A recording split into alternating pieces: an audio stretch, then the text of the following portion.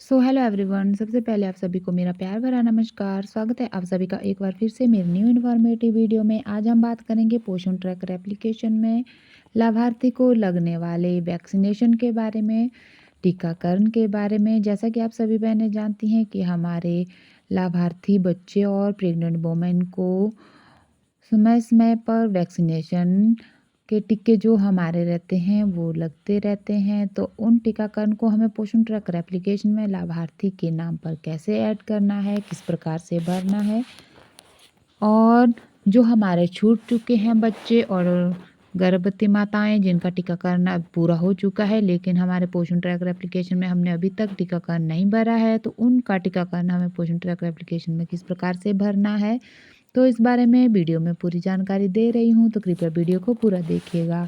आइए वक्त ज़ाया न करते हुए हम वीडियो में आगे की तरफ बढ़ते हैं। तो सबसे पहले हमें पोषण ट्रैकर एप्लीकेशन को ओपन कर देना है, जिस प्रकार से आप हमेशा करते ही होंगे। इस तरह से हमें लॉगिन पर क्लिक कर देना है।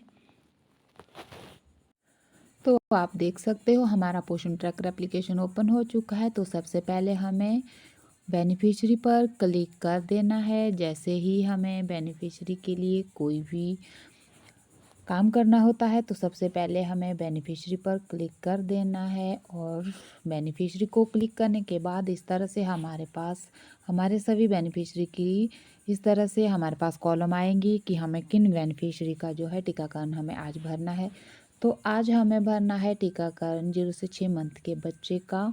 तो आज हम इस पर क्लिक कर देते हैं। तो आप देखेंगे कि मेरे पास बच्चे का टीकाकरण भरने के लिए इस तरह से हमारे बच्चे का नाम यहाँ पर आ गया है। तो बच्चे के नाम के आगे जो 3 डॉट हैं हमें उन पर क्लिक कर देना है।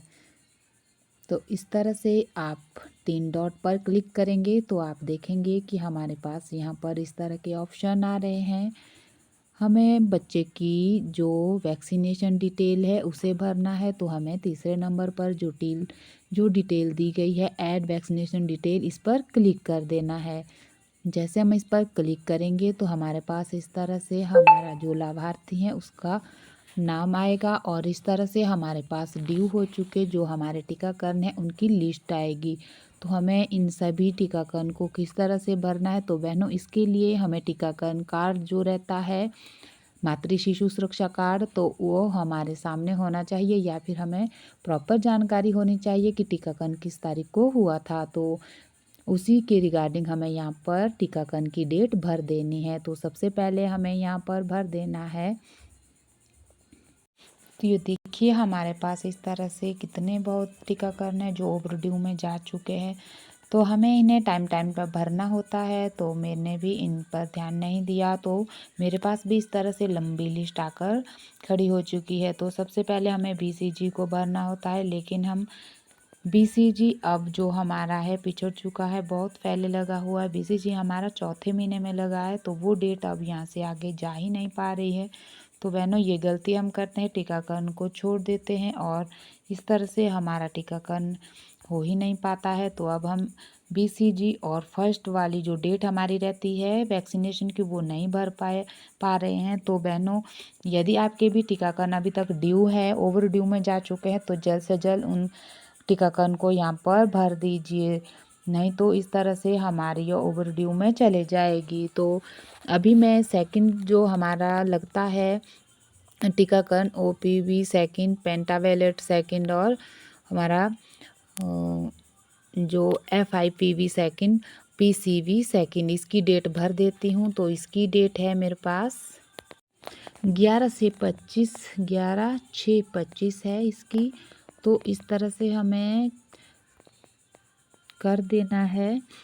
तो ये देखिए सेकंड भी हमारा नहीं भर पा रहे हैं हम, सॉरी सेकंड की है 16/7/25। तो इस तरह से हमें 16 जुलाई वाला ऑप्शन आ रहा है और ओके कर देना है, और इस तरह से सबमिट का ऑप्शन हमारा ओपन हो जाएगा। सबमिट कर देंगे और ये हमारा डाटा जो सबमिट हो चुका है सक्सेसफुली। तो ये हमारा सेकंड जा चुका है 16/7/25, और अब हमें पेंटावेलेट सेकंड जब लगा था उसकी डेट भी एक ही हमारी आएगी। तो हमें यहाँ इस तरह से सभी टीकाकरण की डेट जो हमारी रहती है वो यहाँ पर भर देनी है। ध्यान रहे जो टीकाकरण की डेट हमारे पास है वो एकदम सही से होनी चाहिए।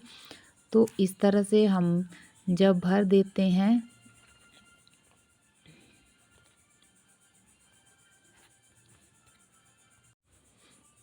इस तरह से हमें भर देनी है और सही डेट भर देनी है।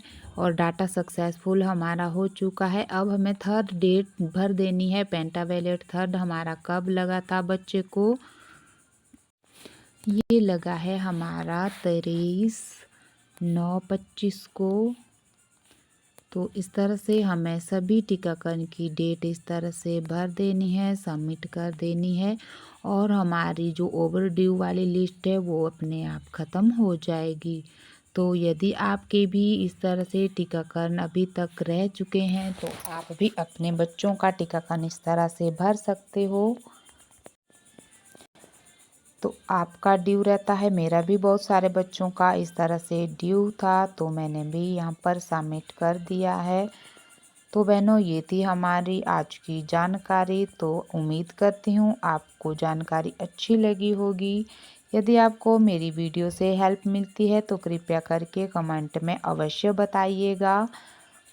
और यदि आप चाहते हैं कि मैं इसी प्रकार की वीडियो आप लोगों के लिए लेकर आऊं तो आप ये बात बताइएगा कि किसी कंटेंट पे हमें वीडियो अपलोड करनी है।